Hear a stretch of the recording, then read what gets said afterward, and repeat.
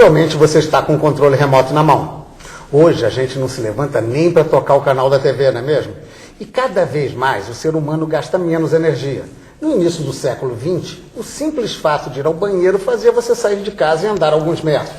Vamos voltar ainda mais no tempo. Houve uma época em que, se quiséssemos comer uma maçã, nós tínhamos que subir no pé, por exemplo. E para comer carne, então? Era preciso correr atrás do animal e matá-lo. O fato é que fomos programados geneticamente para gastar muito mais energia e ter muito menos alimentos disponíveis. O resultado é um aumento preocupante da obesidade em todo o mundo. Segundo a Organização Mundial de Saúde, a obesidade é uma epidemia.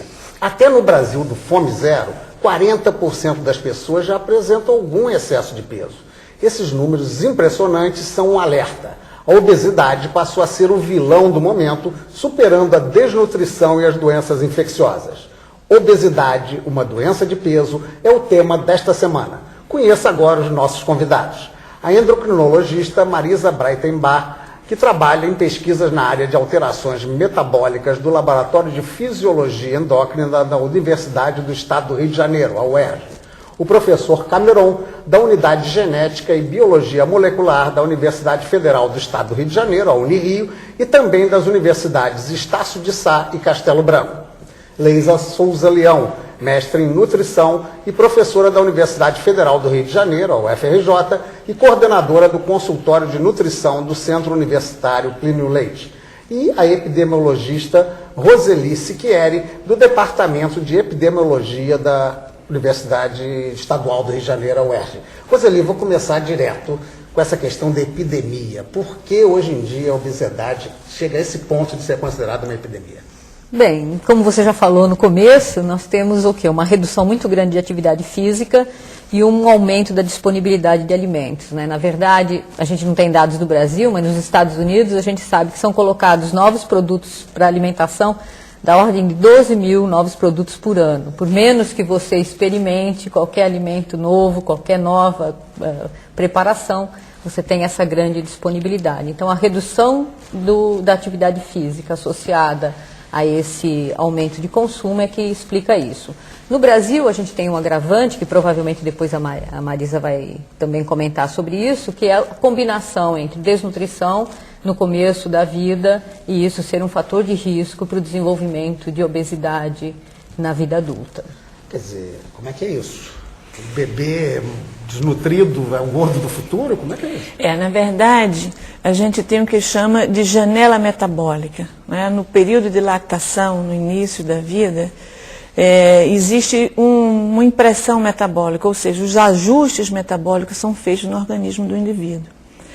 E se ele é submetido a uma dieta, né, hipoproteica, principalmente, a um estado de desnutrição, é como se o organismo dele fosse moldado para economizar o máximo possível. Se na vida adulta ele é submetido a uma oferta calórica, né, normal ou até um pouco maior, então ele se torna rapidamente obeso. Então ele tem uma facilidade maior de desenvolver obesidade, de desenvolver resistência a um hormônio que é fundamental para o metabolismo, que é a insulina, né, que é o ponto-chave, que é o grande problema da diabetes depois, né? Eixo da explicação das complicações da obesidade. Essa programação funciona também ao contrário, não? Aquele bebê bem alimentado pode ser o magrinho no futuro? Ou não dá para ter? Não. Que pena, né? Não nesse aspecto, mas a gente tem feito experimentos lá na universidade, o professor Aníbal Moura tem desenvolvido também uma superalimentação no período de lactação em animais experimentais, e nós temos observado que na vida adulta eles também apresentam um quadro de resistência à insulina e de alteração metabólica que leva a um aumento de peso e uma predisposição maior a desenvolver diabetes. Bem, Cameron, é inevitável, né? Você fala de obesidade, como é que as pessoas reagem a esse aspecto de você não ser magrinho? Bem, eu acho que eu não sou um modelo circulante nas passarelas, eu sou basicamente um estudioso da área de metabolismo e sou um desses aí que passou por uma janela metabólica de superalimentação, resultado provavelmente do que se chamou o grande crescente de superalimentação durante a lactação, com utilização de leite condensado, porque houve uma época em que a moda era que o leite materno não era o suficiente, o adequado para o bebê, e se o bebê chorasse muito, ele precisava de uma alimentação mais forte. Mas você concorda, desculpe a brincadeira que eu fiz com você, mas você concorda com esse aspecto da Organização Mundial de Saúde? É uma epidemia, é um problema sério, é uma coisa que aflige você, não só como pesquisador, como pessoalmente? Eu acho que é um problema seríssimo e, sobretudo, eu acho que a gente precisa pensar nesse problema sob diversos ângulos, né? E, sob o ponto de vista metabólico, esse é um problema de difícil solução, porque biologicamente o ser humano está na Terra aí pelo menos o Homo sapiens, como nós conhecemos, há alguma coisa entre 2 milhões e 3 milhões e meio de anos, mais ou menos, alguma coisa por volta disso. E nós tivemos uma grande modificação no fim do século XVIII para cá, com a Revolução Industrial, a história muda e você começa a ter todos esses problemas que você começou a falar desde o início. Por essa vida sedentária, e mudanças alimentares também. Eu acho que o grande lance é que você tem a oferta praticamente infindável de alimentos. A própria Organização de Saúde sabe que hoje a gente tem a possibilidade de que cada humano no planeta coma por aí alguma coisa por volta de 3.000 quilocalorias.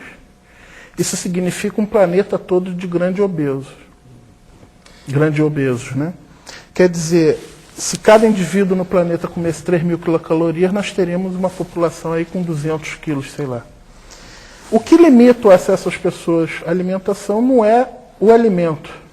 A teoria malthusiana, nós estamos vendo que não estava tão bem fundada. O que limita o acesso das pessoas é o poder aquisitivo. Se a pessoa tiver poder aquisitivo, ela tem acesso a qualquer alimento que ela quiser e na quantidade que ela quiser. Nessa questão de alimentos, Leila, de que maneira essa mudança seria mais significativa? Nós comíamos mais carne, evidentemente, né? Qual, digamos, um vilão da história na área alimentar dessa mudança? As pesquisas elas têm demonstrado, né, os trabalhos estão apresentando que o grande vilão, né, envolvido nessa etiologia da obesidade, no aspecto alimentar, seria o lipídio da dieta, a gordura da dieta, né? Gordura animal? Qualquer tipo de gordura, porque independente da fonte, ela apresenta para cada grama 9 quilocalorias, né? Então, comparado a um carboidrato, que seriam as massas, né, os pães, ou uma proteína, que apresentam 4 quilocalorias por grama, as gorduras, ou seja, os lipídios, apresentam 9 quilocalorias. Então, de uma forma geral, eles levam a essa facilidade de excesso de peso, né? E em relação a essa facilidade de aquisição da própria gordura, né? Antigamente, a gordura era de difícil aquisição, né? A gente lembra que poucas pessoas conseguiam comprar manteiga, né? Hoje em dia, com a industrialização dos alimentos, você tem os óleos vegetais mais acessíveis, com isso você tem as margarinas vegetais, né, que são a derivação, a modificação dos óleos vegetais, e o livre acesso, né, a facilidade, já que ele falou de custo, né, hoje em dia a gente tem até uma maior prevalência de obesidade no nível socioeconômico mais inferior por conta desse livre acesso, né, à aquisição de produtos que em outros momentos eram adquiridos por pessoas de nível socioeconômico mais elevado. O doutor Valmir, que é o vice-presidente da Associação Latino-Americana, né? Não, é latino-americana também, mas ele já foi presidente da ABESO, da brasileira. Da brasileira também. Ele levantou uma lógica exatamente nesse sentido, que é o pobre que sofre mais com o tipo de alimentação. Como é que é isso? Eu não entendi bem isso quando ele diz pobre, os alimentos para os pobres. Ele deu o exemplo do suco, né? Que o suco é mais caro normalmente que o refrigerante é muito mais barato, sem dúvida. Barato e calórico. E calórico no sentido de causar obesidade. Exatamente. Então, e outros aspectos seriam? Que tipo de alimentação assim, atingiria mais o pobre do que o O que está imediato. envolvido nesse processo é o excesso de açúcar simples, que é o açúcar, né, são os doces que saciam na hora que a gente tem a fome, né, o indivíduo ele tem a facilidade para fazer a compra, e os óleos vegetais. Então, são o excesso de caloria, né, vindo dos açúcares simples, né, e dos óleos vegetais. Eu gostaria... Vamos lá. Primeiro, o Cameron pediu primeiro. Ele também está querendo, vamos lá. Ela até tinha falado Eu acho... Tudo bem. Eu acho que num fórum de debate científico eu vou me dar o direito de colocar um outro lado da moeda. Eu acho que o que os estudos metabólicos estão mostrando é que o lipídio foi extremamente injustiçado nas últimas 3 décadas. Vamos lá, explicar o que é o lipídio. Lipídios são as gorduras Gordura como um todo. como um todo. Metabolicamente, o que a gente tem percebido? Toda a sinalização que você precisa para sintetizar gordura, ela está mediada basicamente por carboidrato. É o carboidrato iniciador da síntese de gordura. Então, eu acho até que devem ter me chamado por causa disso, porque a minha opinião meio que diverge da maioria dos meus colegas. Então eu vou fazer até uma interferência aqui. Eu vou dar um pequeno intervalo, nós vamos começar exatamente o próximo bloco, vendo se há divergência quanto a esse aspecto. Você não perca por esperar.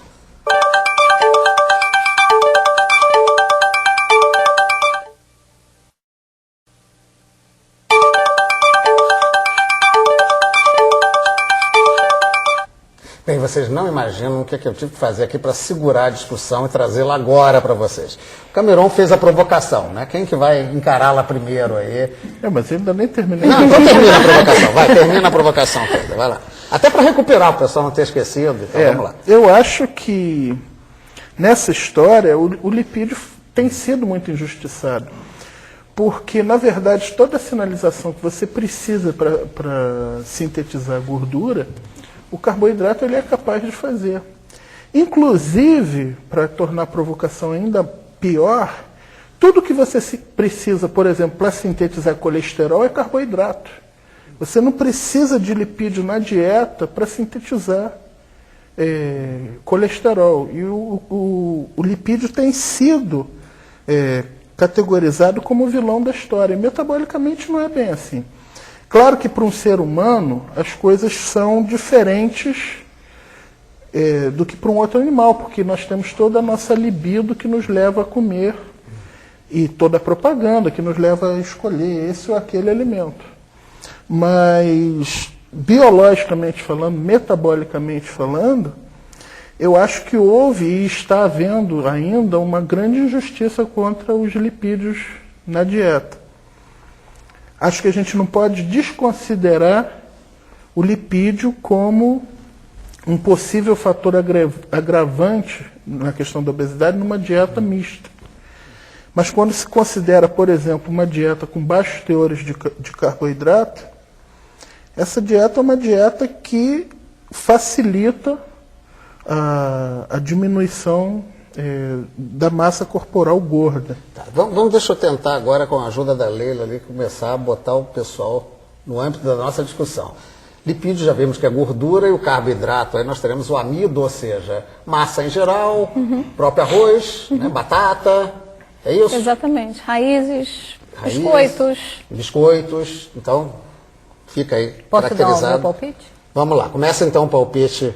Bom, é que nem todo carboidrato é igual, né? Então essa é outra grande discussão importante que a gente tem visto. E a questão de que alimentos de densidade energética alta, que são todos os gordurosos, teoricamente eles contribuiriam muito e aumentaria, né, a quantidade de gordura, mas na verdade, quando a gente tem isso na população, o que acontece?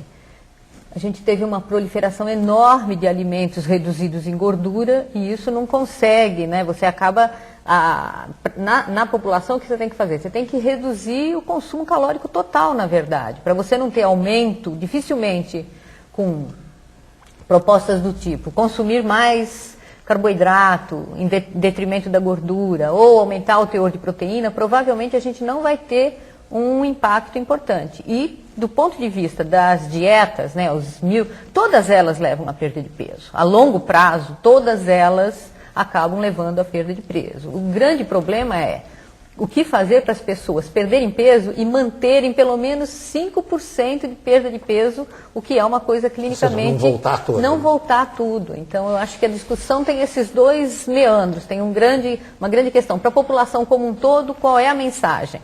A mensagem provavelmente não é não coma gordura ou não coma açúcar, é reduz o consumo calórico total. Como é que a gente vai reduzir o consumo calórico total? Provavelmente, se a gente não tiver alimentos tão gordurosos, a gente vai conseguir fazer isso, né? Então, eu acho que a gente tem esse meio termo. Porque, na verdade, posso colocar? Tá, as pessoas, elas querem uma fórmula, né? Então, comer berinjela de manhã, todos os dias, faz isso. Se eu tomar um suquinho só desse alimento, vai fazer aquilo. Um ritual. É um ritual. As pessoas precisam de uma fórmula mágica, né? E, na verdade, não existe isso. Eu costumo dizer que a melhor dieta para emagrecer é aquela que a gente consegue fazer para o resto da nossa vida, né? Porque a gente faz uma dieta, como disse a professora Roseli, com muita propriedade, a gente vai emagrecer, né? Mas será que a gente vai conseguir manter esse emagrecimento, né, por algum tempo que a gente considere ajustado, né? Então, a gente tem que fazer uma dieta aos poucos para que a gente possa emagrecer lentamente. É como se a gente estivesse enganando o nosso organismo, né? Para que esse peso que conseguiu reduzir, a gente não recupere. Existe uma lógica igual a todos os indivíduos ou características genéticas, particularidades de cada um constituirão fatores diversos? Ou seja, uma dieta pode ser boa para um e não ser para outro? Bom, a gente pensa assim, no indivíduo que acredita que até que a professora aqui poderia falar melhor em relação à alteração metabólica, né? Um paciente que tem um diabetes mellitus, né? Ele teria uma resistência periférica à insulina. Esse indivíduo ele deveria estar evitando o consumo de carboidratos simples. Então, embora ele tenha que fazer uma dieta hipocalórica, né, que na verdade o que importa é a quantidade de calorias total, independente se isso está envolvido com lipídio ou carboidrato, se ele tem uma alteração metabólica dos glicídios, né, no seu sangue, ele tem uma hiperglicemia, um excesso de açúcar no sangue, se ele fizer uma dieta hipocalórica que apresente uma ingestão baixa de carboidratos simples, ele vai ter um melhor controle metabólico, né? E associado a isso, essa dieta, se tiver um percentual adequado de fibras solúveis, né, que são fibras encontradas em algumas frutas, como maçã, em alguns vegetais, algumas hortaliças, cereais integrais, essa fibra solúvel, ela, além de favorecer a saciedade, além de regularizar o trânsito intestinal, essa fibra solúvel ela favorece ao controle dos glicídios, né, do açúcar do sangue e dos lipídios. Embora, aí o professor Valmir tem razão, já são coisas mais complexas, mais caras. Professor Marisa, a senhora vai aceitar a provocação ou vamos para outro caminho? Eu gostaria de tecer algumas considerações em relação a essa questão, até para desmistificar um pouco, não é? A questão da dieta rica em gordura e pobre em carboidratos. Não é? É óbvio que a curto prazo você tem uma perda de peso, já está provado. Que essa dieta pobre em carboidratos e rica em proteínas e gordura, a curto prazo, perde-se peso mais rapidamente.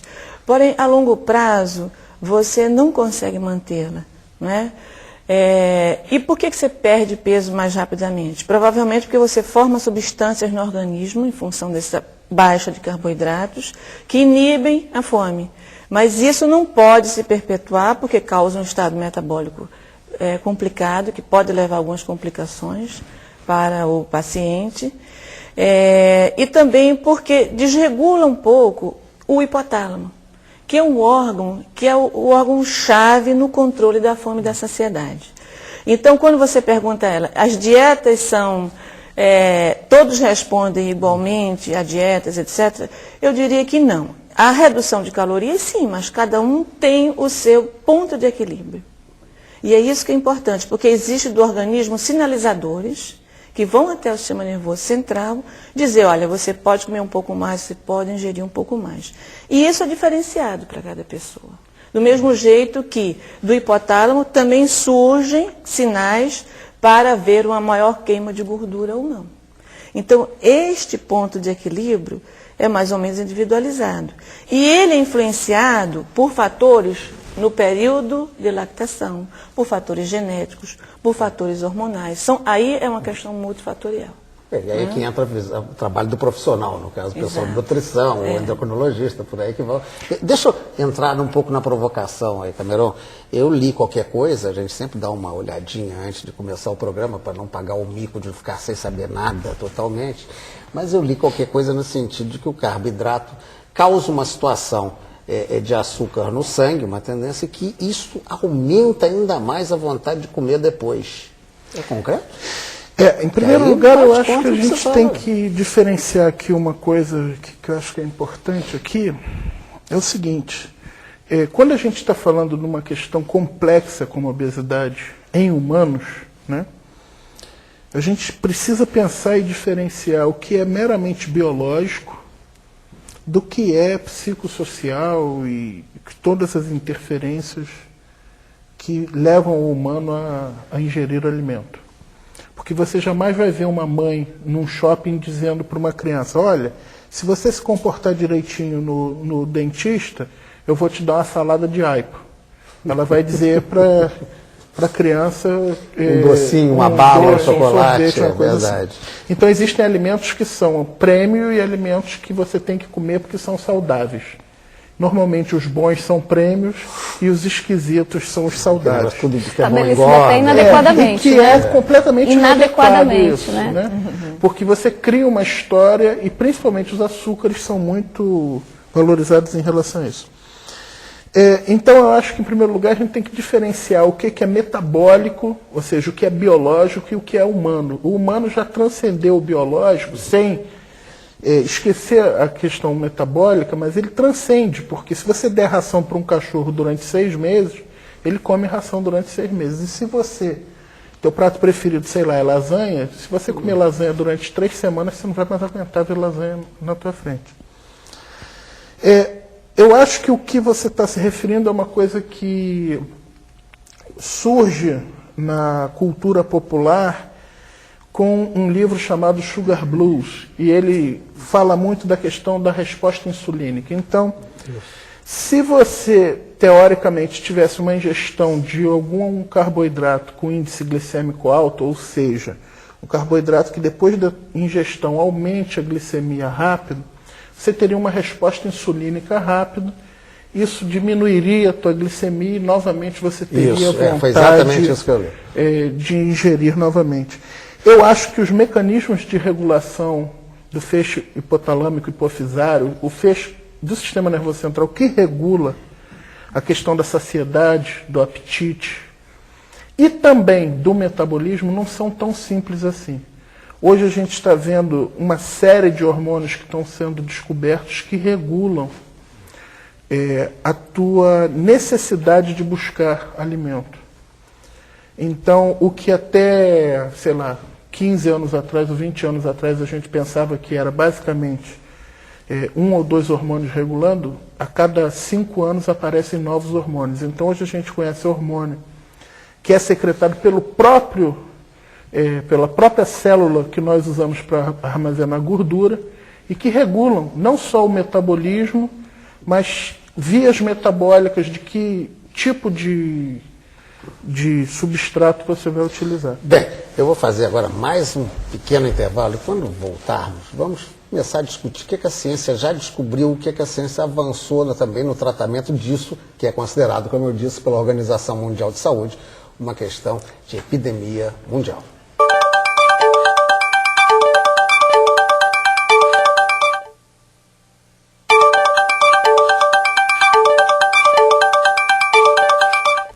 Bem, evidentemente, se a gente está caracterizando a obesidade como epidemia, porque isso tem consequências sérias para a saúde. Eu vou pedir para a professora Roseli para tentar enumerar ou resumir por que é uma epidemia. Está certo que nos Estados Unidos, de cada 3 pessoas, 1 está obeso. No Brasil já é 1 por 6, né? Já é um negócio, a gente fica até, com esse negócio da fome no Brasil, a gente fica até desconfiado, né, de que esse número é certo, mas parece que é grande, né? O adolescente...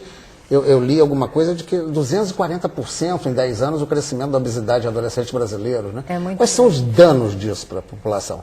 Isso tem aumentado de forma muito vertiginosa no Brasil. Né? 240%. Nas mulheres, hoje você tem de obesidade, né? Você tem 40%, como você já falou, de excesso de peso, 12% de obesidade nas mulheres, 8% de obesidade nos homens. Quando a gente olha os meninos, mesmo no Nordeste, as meninas principalmente, mesmo no Nordeste, elas já têm algum grau de sobrepeso, que a gente chama, já está por volta de 15% no Sudeste e no Nordeste.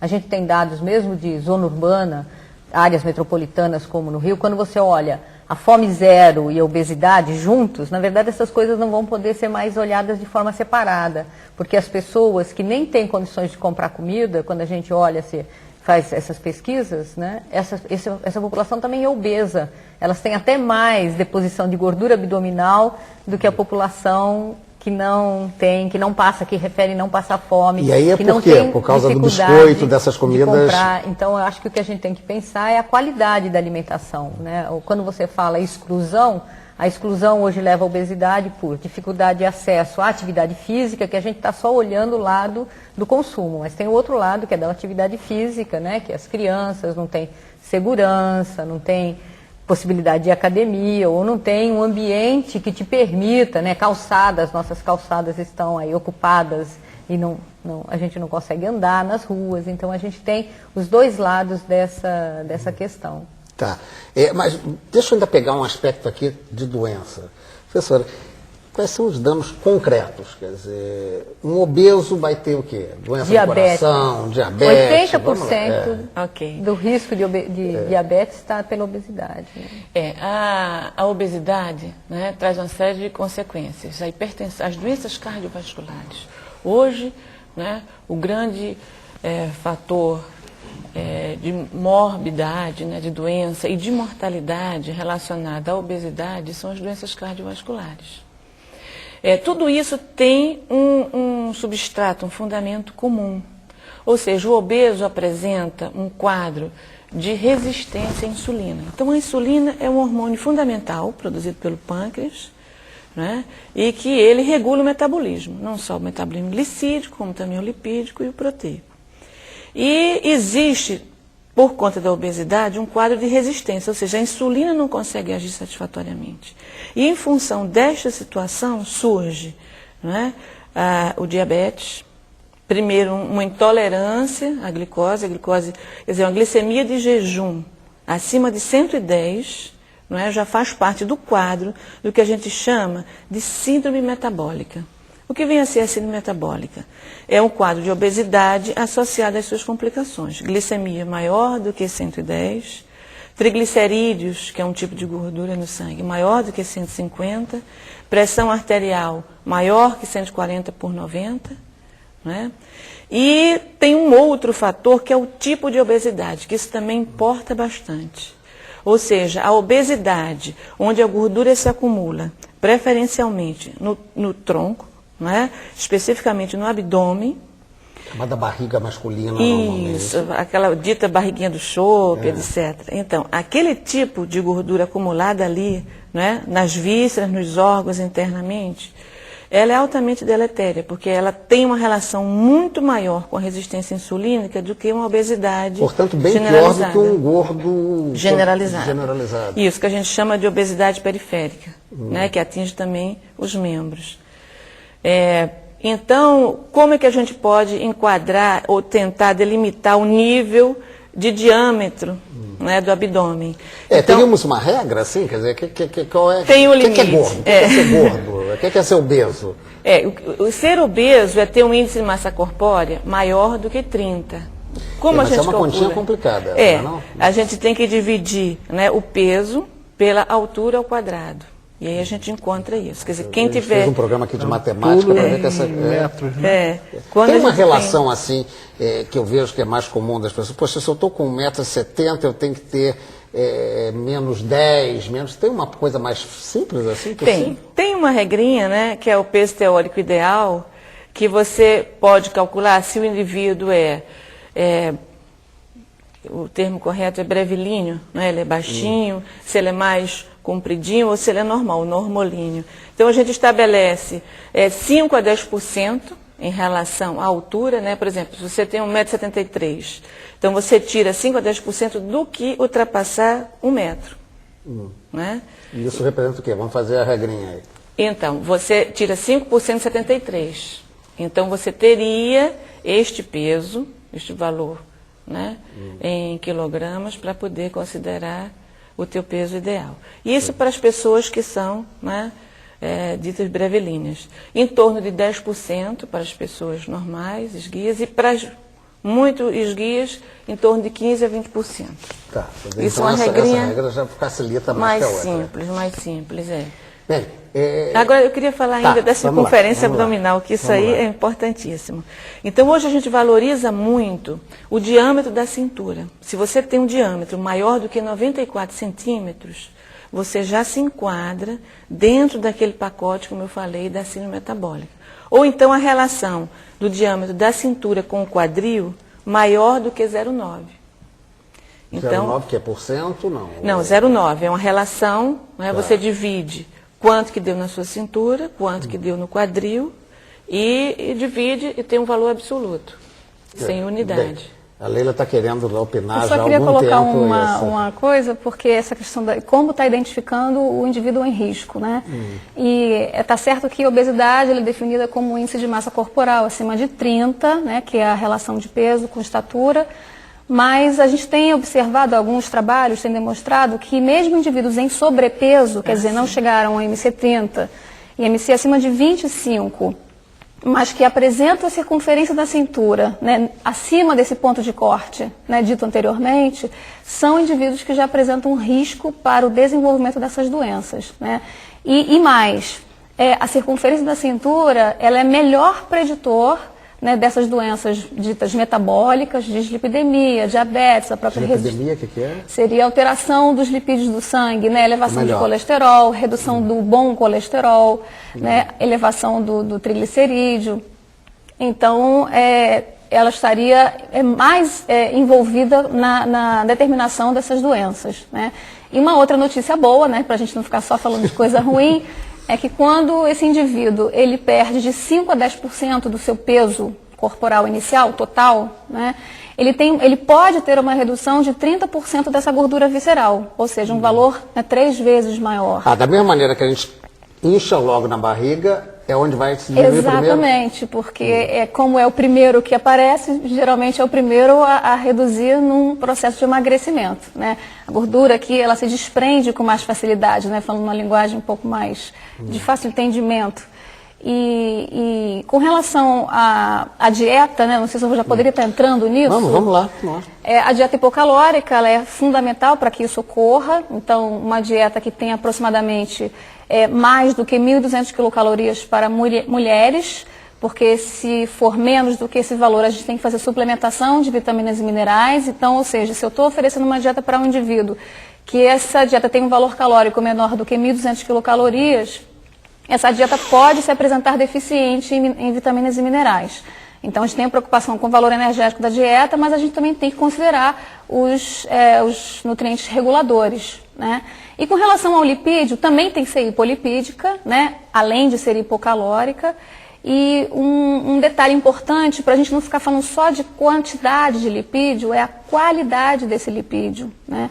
Outros trabalhos também têm demonstrado que os ácidos graxos poliinsaturados ômega 3, por exemplo, que são os presentes, eu já ia explicar posteriormente, são as gorduras, né, presentes nos peixes gordos, né, tipo atum, sardinha, nas vísceras de alguns peixes, né, como o bacalhau, no salmão, esse tipo de ácido graxo, o ômega 3, que até muita gente já está ouvindo falar, porque eles estão fazendo adição em alguns alimentos, como os ovos, né, alguns leites. Esse tipo de gordura, ele tem uma relação muito importante com a resistência periférica à insulina, que foi falado anteriormente. Então, ele favorece na redução dessa resistência periférica à insulina, facilitando o controle metabólico, né? Então... a gente já viu aqui que essa questão está em cima da mulher, mas parece que para o homem também é arriscado, né? Eu soube dizer que até diminui a função sexual do homem, essa questão. É verdade. É verdade? No homem e na mulher, né? Na verdade, a obesidade, né? Estudos já demonstraram que é uma diminuição de função testicular, há uma diminuição na produção de testosterona, não é? E isso, ao longo do tempo, pode levar a complicações, não é? A diminuição de fertilidade, não é?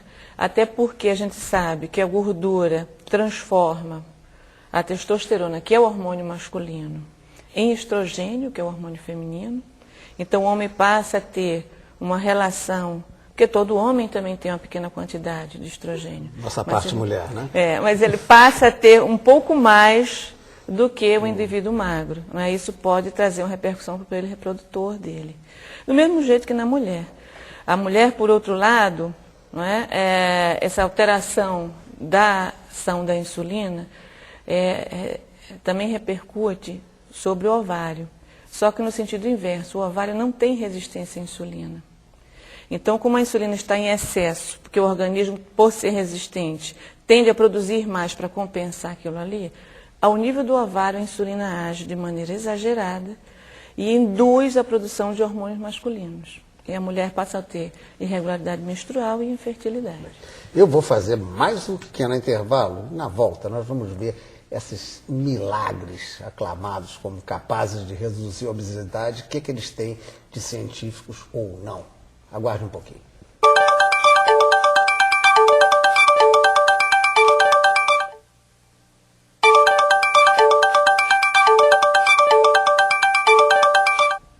Já vimos que a obesidade é doença, que é bom uma dieta balanceada, muito exercício físico, mas mesmo assim, toda hora parece uma dieta milagrosa, da sopinha, ou de só comer aquilo, remédios, operação. Vamos tentar decifrar um pouco isso. Professor, primeiro, vamos começar por remédio. Quais são as vantagens e desvantagens dos remédios?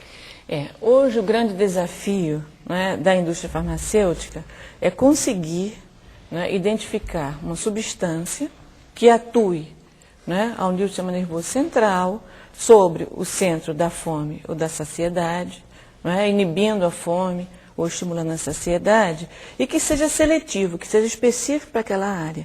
Porque os medicamentos que nós dispomos no momento, eles são inespecíficos. Eles atuam sobre substâncias, não é? Que têm ação sobre esses centros, mas que têm outros efeitos no organismo. Daí, efeitos colaterais danosos. Efeitos colaterais danosos, né? Hoje já existe uma grande investigação sobre outros fatores que possam interferir, não é? Sinalizando para o hipotálamo, vindos do estômago, né, do tecido adiposo, como o Cameron já falou, a leptina, né, tem a grelina, tem a colecistoquinina, vindos do estômago. Então, existe uma série, né, de estudos tentando achar análogos para essas substâncias que seriam sinalizadoras para o centro da saciedade, estimulando essa saciedade. Mas ainda estão em investigação, né, e a gente só dispõe no momento de drogas ou de fármacos que não são seletivos e, consequentemente, trazem uma série de efeitos colaterais. Existem outros remédios também aí que surgem meio na base do vai desfazer a gordura, vai... Quais são os riscos, Cameron? Eu acho que, por exemplo, eu queria dar alguns exemplos concretos, né? Por exemplo, uma coisa que muito se fala hoje é na carnitina, né? É muito utilizada por pessoas que acham que é abre aspas, queimador de gordura. Na verdade, a carnitina é uma molécula que se une ao ácido graxo para ser transportado e ser utilizado. E, na verdade, não adianta você tomar um caminhão de carnitina, porque isso não vai significar o aumento da oxidação de ácido graxo. A deficiência de carnitina tem sido demonstrada, sim, que provoca diminuição da oxidação de ácidos graxos, mas o acúmulo de carnitina não.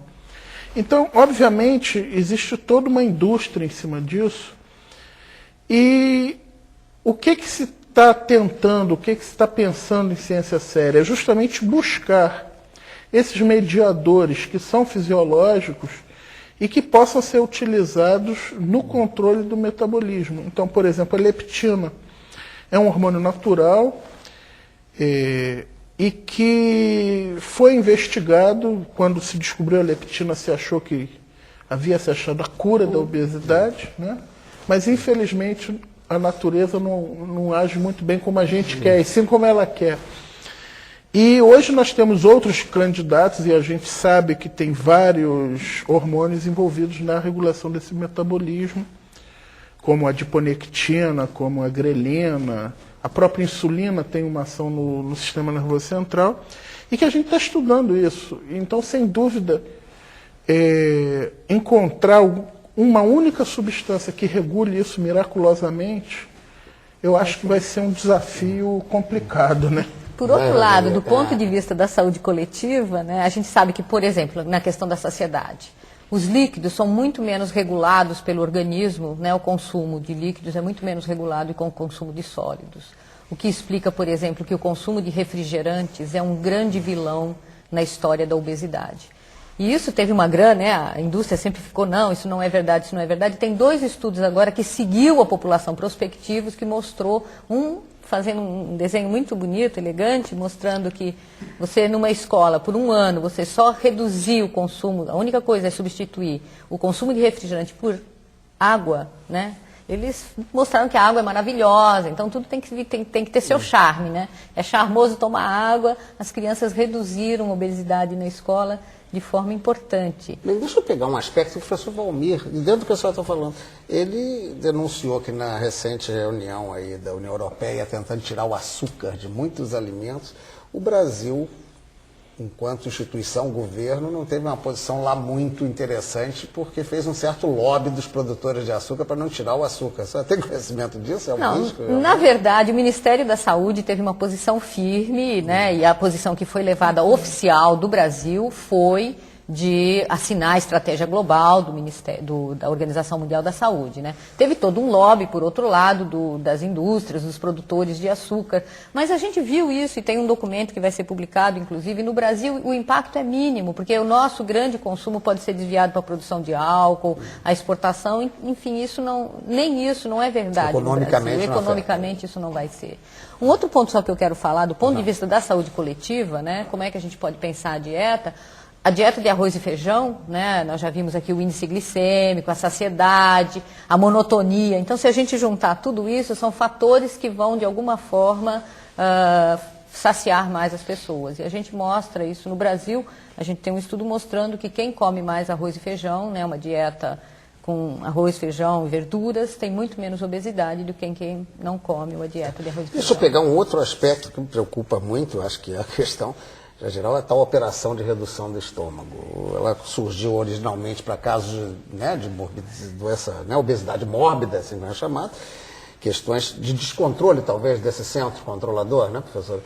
Mas hoje em dia está meio estético também. Todo mundo quer fazer logo uma operação. Sou gordo, vou fazer uma operação de estômago. É arriscado? Na verdade, não é a banalização de condutas médicas especializadas. Na verdade, a redução de estômago, né, era para indivíduos com obesidade mórbida, um índice de massa corpórea acima de 40, em que os riscos cardiovasculares e outros riscos, por exemplo, pulmonares, né, de obstrução vascular, quer dizer, as complicações da obesidade eram piores do que os riscos da cirurgia e das suas consequências a longo prazo. Então, era uma questão de equilíbrio na balança. Hoje, a técnica está bem estabelecida para esse tipo de paciente, mas as pessoas começam, por uma questão de comodidade, né, de facilidade de emagrecer, estão justamente preferindo esse método, que eu acho que é um grande erro. Né? Você não pode induzir uma situação definitiva, né, trazendo uma série de complicações para o trânsito gastrointestinal, para o processo de absorção, né, uma série de complicações para o indivíduo, né, e artificialmente induzindo a situação.